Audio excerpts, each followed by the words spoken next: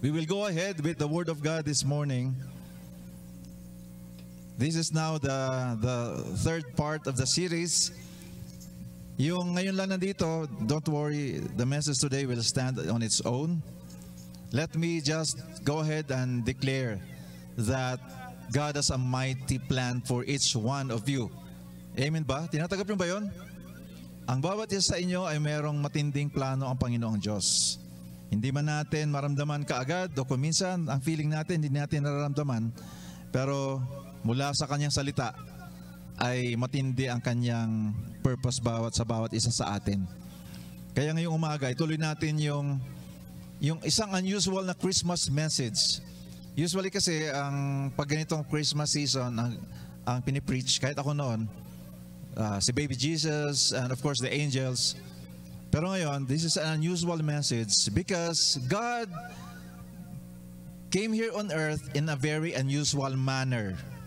Ang ginawa ni God para matupad yung unang Christmas ay napaka-unusual. Hindi ordinary. Because Jesus was born on a manger. Kanina, yung sa trivia natin, He was born like a poor person. Actually, he decided to be born through a poor family, in a poor village, in a not so famous province, yung Galilee. Hindi sikat yung Galilee na anak. But as we have been talking about this for the past 2 Sundays, unusual yung panganak ni Jesus. Unusual din yung response ng mga wise men. Yung mga wise men, they came from the east according to the scripture, and it appears that they are highly educated individuals. So napag-usapan natin, usually ang tawag sa kanila 3 kings dahil 3 yung gifts na dala nila. Pero according to Bible scholars, hindi sila 3. They could be more. Last Sunday I mentioned, they can be a caravan. Isang tropa sila ng mga scholars that came all the way from the east. So in your Christmas card, so unusual din ang ginawa ko ngayon, yung ating handout ay parang Christmas card. Yung hindi nakaabot ng Christmas card, ganito kami pag Christmas season ng araw. Itong mga younger dito ngayon, pag Christmas season, excited kami kasi ilang kaya ang Christmas card na matatanggap ko? Kami yata ni na Brother Lando, ganun yung kami noon. Tapos nag-iipon na kami, isang box ang binibili namin para ano. So, in your handouts, inside, there is the passage that we have been talking about since 2 Sundays ago. And once more, can I invite everybody to please stand as we read this? From Matthew chapter 2, verse 10 to 11. When they, the wise men, saw the star, they were filled with joy. They entered the house and saw the child with his mother, Mary, and they bowed down and worshipped him. Then they opened their treasure chests and gave him gifts of gold, frankincense, and myrrh. Thank you, Lord God, for your word. Thank you, God, that we will continue, Lord, to cherish and be nourished by your word today. In Jesus' name we pray. Amen. Let's sit down and let's get ready to be nourished by God Himself. I'm just a spokesperson at this moment. So, unusual birth of our Savior that produced an unusual response from highly educated, wealthy men. And anong ginawa nila when they saw Jesus? They bowed down and worshiped Him. So these people traveled all the way. Ilang kilometro ang kanilang binahe mula sa silangan. And then when they arrived where Jesus was, they bowed down and worshiped Jesus. Amazing, That reminds us also today, what we are doing, what we have been doing, yung ginagawa natin mula pa kanina. The reason why we are here, of course, we are having this Christmas party, But of course, the primary reason, yung pinakaunang rason talaga, pinakamatinding rason ay para i-worship natin si Lord. Amen ba? Hindi man necessarily na nagbabow down yung ating katawan. Yung ating mga puso ay nagbabow ngayon kay Jesus at in-acknowledge na, yes, Lord, you are God Emmanuel. At interesting yung ating mga songs kanina kasi pwedeng sabihin natin na ay di ba pang Easter resurrection yon.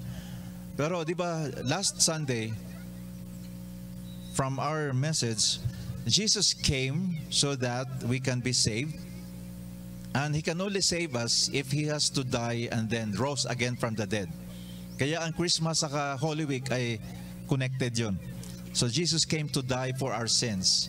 Kasi di natin kayang maging banal, di natin kayang maging i-handle yung kasalanan natin.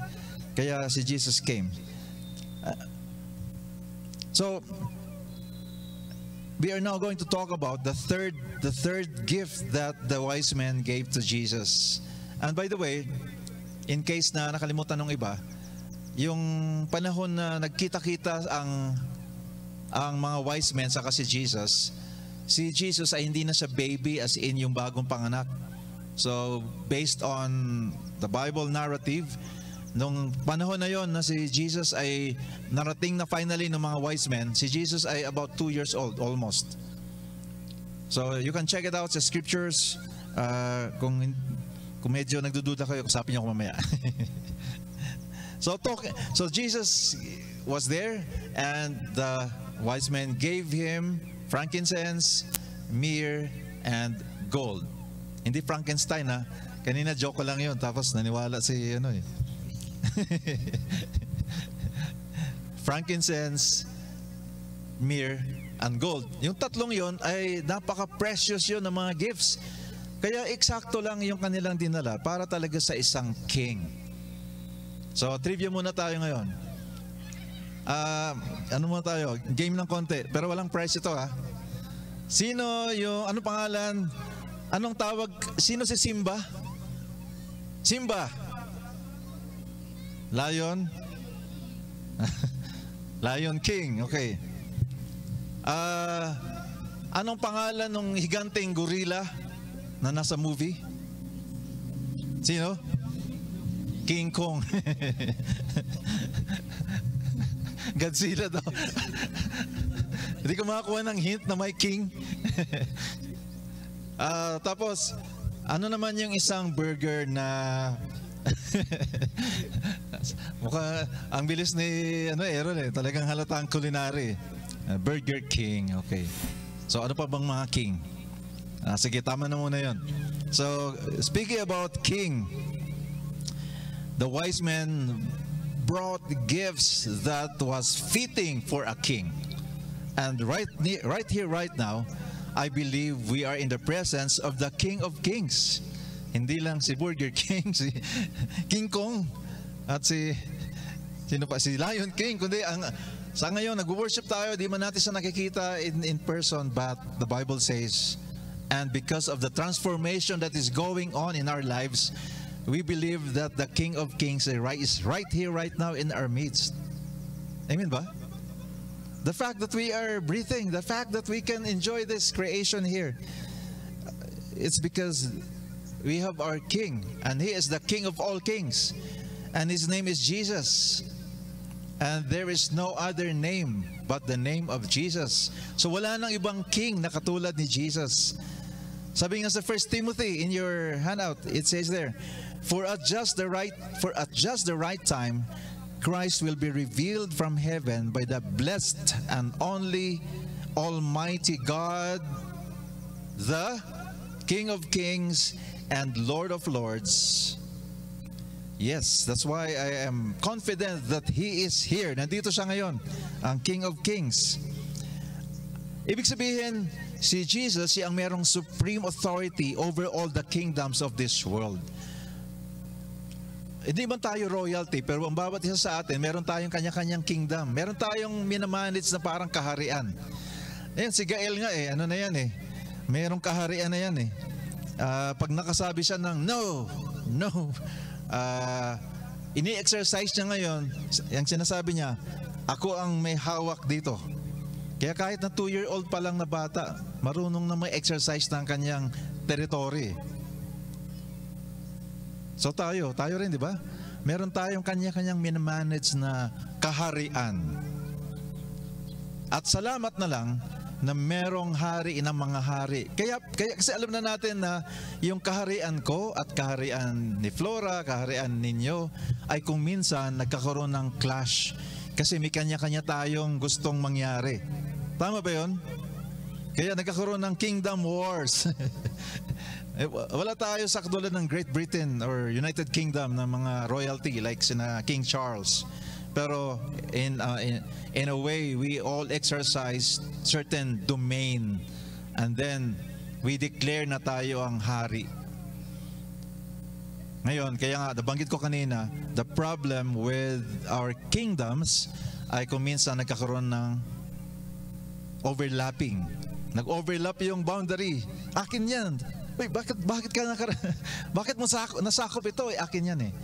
So, even ideas, sa idea pa lang, meron tayong kingdom. Akin yung naisip na yan eh. Bakit mo ginagawa? Kaya salamat na we have one king that can unite every kingdom. Kaya ngayon dito, I am thankful na bawat isang individual dito may dala-dala kayong kaharian. Pero ngayon, ang nagahari ngayon dito, ang King of Kings. Amen ba? Amen. Noong panahon na pinanganak si Jesus, interesting din kasi ang mga Jews, yung mga people of Israel, ang kanilang ini-expect na hari ay ipapanganak na mayaman na royalty, nung kanilang nakagawian. That the baby Jesus, the Messiah, would be surrounded by wealth and baby Jesus would be brought forth into a place of comfort, luxury. Especially that Israel and Judea was under the control of the Roman Empire. Kitang-kita doon yung manifestation ng kanilang royalty, yung mga Roman authorities, and even Israel and Judea before it was conquered by Rome. Sanay na sila sa mga royalty, hari. Kaya ang inisip nila, ang darating na hari na tagapagligtas ay mukhang prinsipe kaagad. Pero Jesus came in an unusual manner. He came through poverty. He came as a humble Savior. So ibang expectation. So doon pa lang nagkaroon na ng clash. And nobody ever was able to predict that He was the Son of God. He was the King of Glory. Hindi nila ma-predict na si Jesus is the Savior that would become friends of prostitutes, that He would become leaders of despised tax collectors, and that yung mga rebellious na mga tao yung pala magiging disciple ni Jesus. So, yun yung mga hindi ma-expect noon eh. Parang tayo rin, may certain expectations tayo. But I'm thankful that God He always surprises us na si Lord gumagalaw sa bawat isa sa atin at nagugulat tayo, uy, yung taong yun, ginagamit ng Panginoon Diyos. Di nila ma-imagine that the King of Kings would come in that manner and He will be able to forgive a woman caught in adultery, showing grace to a woman of the street. Yung isang babaeng kalsada ay binigyan ng grace ng Panginoong Jesucristo. At the same time, si Jesus ay kaya niyang i-confront yung mga hypocrites na mga religious leaders. Hindi nila ma-imagine na yung hari ng mga hari ay papasok sa Israel, sa Jerusalem rather, riding on a donkey. At no one would expect that Jesus would come before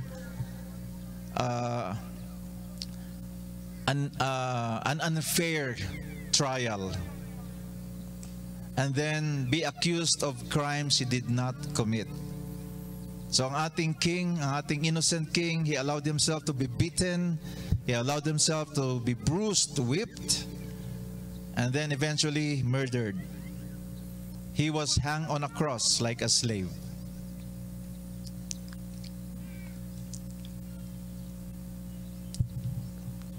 Tapos sabi ni Jesus habang nasa cross, ito yung gusto kong sinasabi ni Jesus. Sabi niya sa cross, Father, forgive them, for they don't know what they're doing.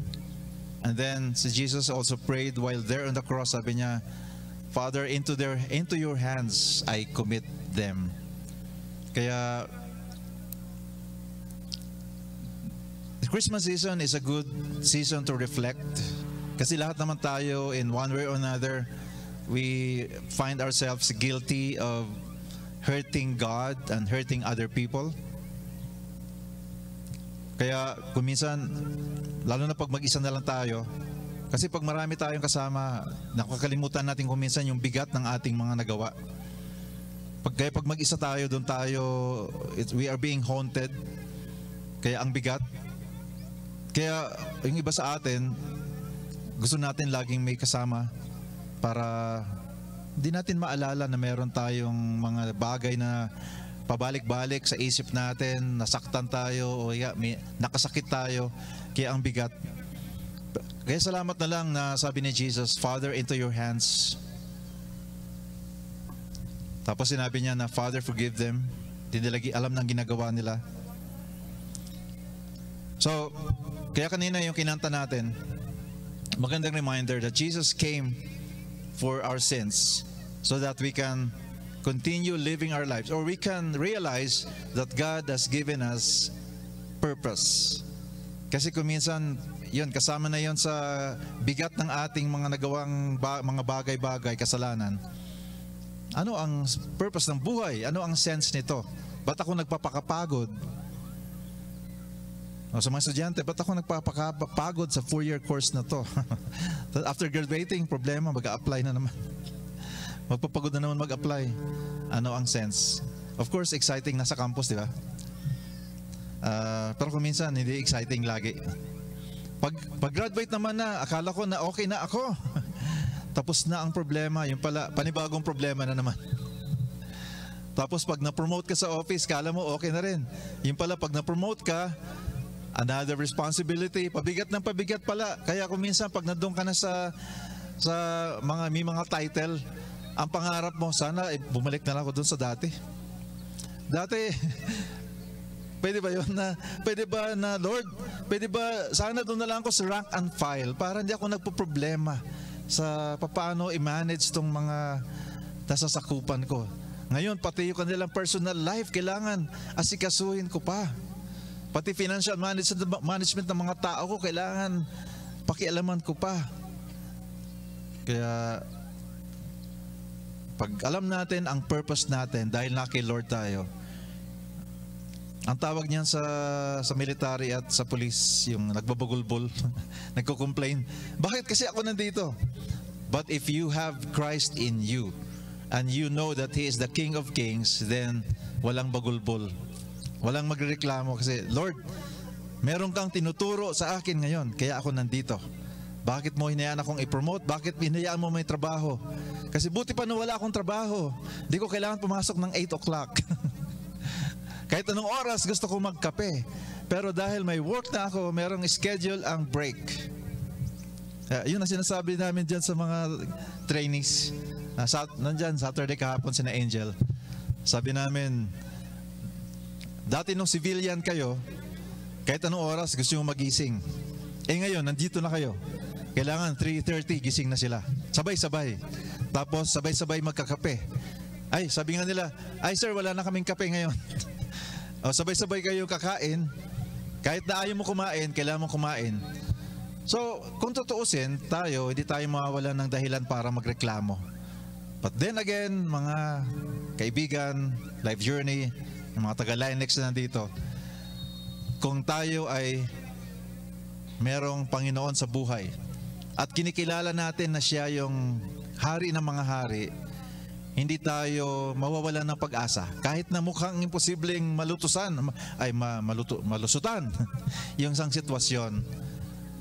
Pag alam natin na merong hari siyang in charge. So ngayon, pag-usapan na lang natin, ano ba yung response natin pag nandyan yung hari? Tingnan natin yung nangyari. Merong mga responses sa Bible, tatlong grupo or tatlong character. Si Herod. Si Herod, ang nangyari, he opposed Jesus as king. Kasi gusto niya siya ang boss. Sabi ni Herod sa sarili niya, ako lang dapat ang masunod. Kaya ayokong merong magdidikta sa akin. Kaya ang ginawa niya, nag-utos siya na i-eliminate si Jesus. So he ordered the killing of toddlers, 2-year-old boys in all his domain. Nag-utos sa kanyang mga authorities, lahat ng boys na 2 years old, patayin or near 2 years old. Ang idea kasi dito ay ayoko na merong nagdidikta sa akin. So in a way, tayo sa buhay natin, sometimes may pagka-Herod tayo kung minsan. Ay, task ko, tama ba? Ako tinatask ko kamay kasi alam ko to eh. I know myself. Sometimes, na-offend ako pag merong nagbibigay sa akin ng advice. Gusto kong ma-offend. So lumilitaw ang pagka-Herod. Second na response ng panahon ni Jesus, yung mga tinaguriang religious leaders, di nila kinilala si Jesus as king. So napakalungkot nito, ano? Supposed to be yung mga taong mananampalataya, nagkiklaim sila na kilala nila ang Diyos, pero sabi nila, si Jesus hindi siya hari. Nung nagtanong yung nung dumating yung wise men sa court ni King Herod, pinapakonfirm ng mga wise men yung kanilang nalaman na pinanganak na ang Savior, yung King. Tapos ang ginawa ni Herod, kinonsulta niya yung mga religious leaders at kinonfirm nila, binasa nila yung nasa Micah sa Old Testament, Micah chapter 5 verse 2. Doon kasi sa Old Testament, sa Micah, nakalagay doon yung place kung saan ipapanganak yung Savior, sa Bethlehem. So take note, alam ng mga religious leaders, yung mga Pharisees, alam nila yung scriptures, pero pagdating sa usapin na nandyan na ngayon yung Panginoon bilang hari ng mga hari, ayaw nilang kilalanin. So kung minsan din, maaaring mangyari din sa atin na tayo kilala natin ang Panginoon. We talk about God, but it can happen that we will not talk to God because di kita kailangan ngayon, hari ng mga hari. Nag-i-enjoy ako sa aking pagiging hari. So, that brings us to the third response. Of course, yung response ng mga wise men. The wise men, anong sabi sa binasa natin kanina? Balikan natin yung ating handout. They entered the house and saw the child with his mother, Mary, and they bowed down and worshiped him. Life Journey family, the highest form of worship is bowing low.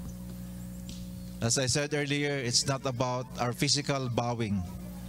It's more of the hearts, our hearts bowing. Kasi like yung mga religious leaders, they bow so low, but their hearts are up there. Napakataas with pride. Ang pinag-usapan nito, yung mga puso natin, itong Christmas na to, as I said earlier, this is a wonderful season to reflect on God's goodness, that He came all the way from His comfort zone to come to you, to enter your lives, to enter our lives, our homes, our families, to enter the domain where we are, kung saan tayo. Pero hindi siya pumapasok bilang isang pasista. Ang pagpunta ni Jesus, He is waiting at the door of your hearts. Hindi niya pinipwersa ang sarili niya, pero He comes knocking at the door of our hearts. He is waiting for us to respond to Him. Kaya ngayong umaga, itong ating gathering dito na Christmas party, mamaya let's all have the fun that we can have. Let's celebrate that the King of Kings, all the way from where He is, came down for you, so that we may have shalom, peace.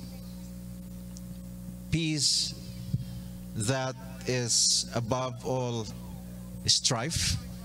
Yung peace kasi na alam natin dito sa mundo, ito lang yung absence ng chaos, absence ng away. But the peace of God is reconciliation. That includes even your work.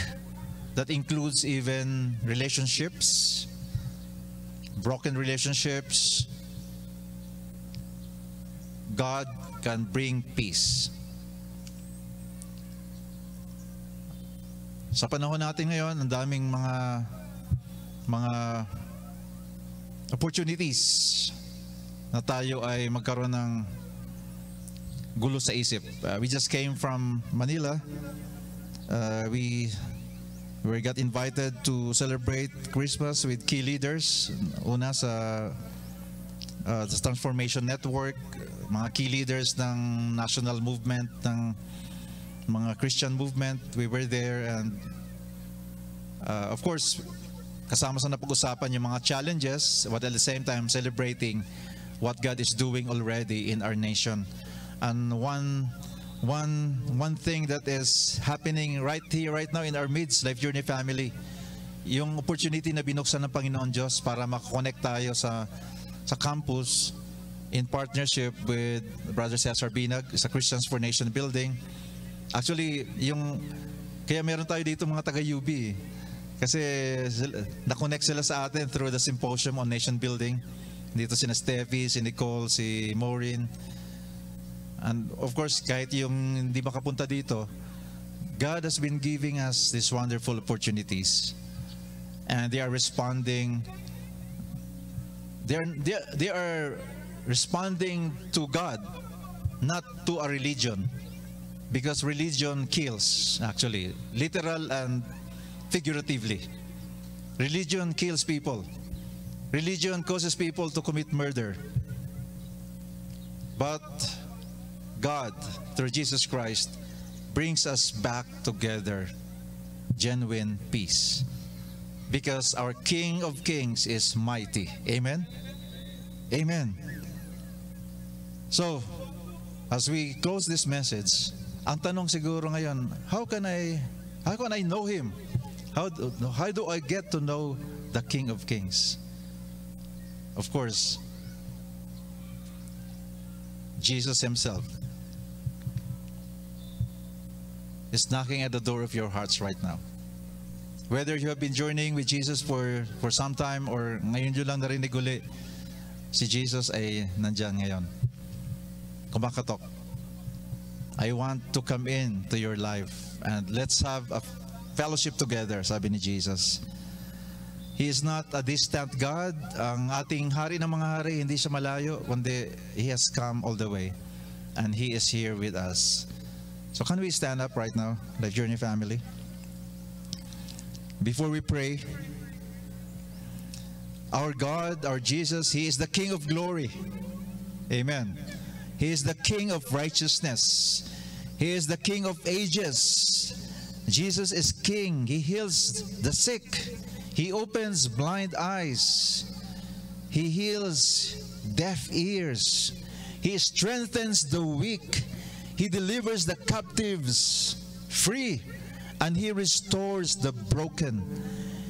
Those who are in trouble, He gives shelter. Those who are in darkness, Jesus is the light. Jesus, He is the Prince of Peace. He is the Lamb of God. He is the beginning and the end. He is the Alpha and Omega. He is the first and the last. He is the resurrection and the life. His goodness is beyond description. His power is incomprehensible, and His grace irresistible. This name, the name of Jesus, the darkness trembles. In His presence, demons flee. And though the devil hated Him, God, He cannot be stopped. Jesus could not be stopped. Death, in His death, He could not be defeated. And the grave could not hold Him there, because Jesus is King. Jesus is King. Father, I pray, Lord God, that we will all want to desire, Lord God, to have this relationship with You. You are the King of Kings. And thank You for setting up the first Christmas. And even as we continue, Lord, to celebrate this season, the season where when You came, oh God, cause us, Lord, to acknowledge You as our personal Savior, personal Lord. Allow us, Lord, to continually hunger for Your presence, to know You more. And cause us, Lord, not to ignore You. And cause us, Lord, not to oppose You, Lord God. But like the wise men, I pray, Lord God, that we will all be wise ourselves by acknowledging You, Jesus, bowing down before You, worshiping You, as we welcome You into our lives. We surrender to You today, Jesus. Kantayin lang natin yung Oh God, let us adore Him. Oh God. Ate, ganito. Oh, come, let us adore Him. Oh, come, let us adore Him. Oh, come, let us adore Him, Christ the Lord. One more time. Oh, come, let us adore Him.